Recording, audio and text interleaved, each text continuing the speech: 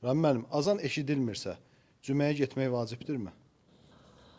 Elhamdülillah. Sözsüz ki, cüməyə getmək ümumən vacibdir. Ümumən vacibdir. Allah Subhanahu taala Quran-ı Kərimdə buyurur ki: "Və idə nudiyə lis-salati min yawmil cumu'ati fas'au ila zikrillah və darul bey." Əgər azan verilirsə, çağırılırsa cümə namazına, cüməyə tələsin və ticarəti tərk edin. Yəni bu ayə onu göstərir ki, cüməyə getmək vacibdir. Ümumən. Lakin kimə vacibdir? Kimə vacibdir? Ümumən müsəlman kişiyə vacibdir. Lakin istisnalar var. Demək kimə vacib deyil? Onu görsək qadınlara vacib deyil. Müsafirlərə vacib deyil. Xəstələrə məsələn vacib deyil. Və yaxud da müəyyən bir çətinliklər varsa getməyə cüməyə. Məsələn, kəskin hava var, güclü yağışlar var. Yəni böyük bir çətinliklər var, əziyyət var. Onda getmək vacib deyil. Və bəzi, məsələn, hallarda ola bilər. Alimlər qeyd ediblər ki, məsələn, sən cüməyə getsən, ya özünə zərər verəcəksən, ya kiməsə zərər verəcəksən.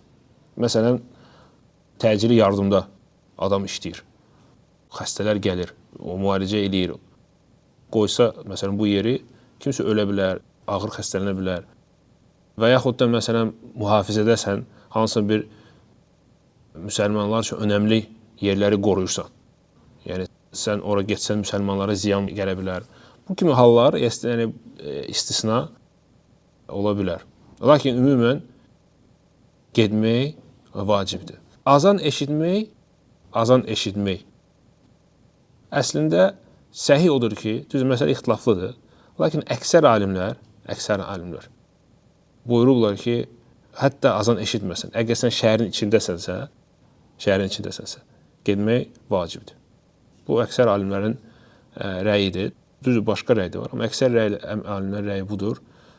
Ona görə müsəlman gərək çalışsın cüməyə, getsin, səhlənkarlıq göstərməsin. Xüsusən imkan varsa, getsin.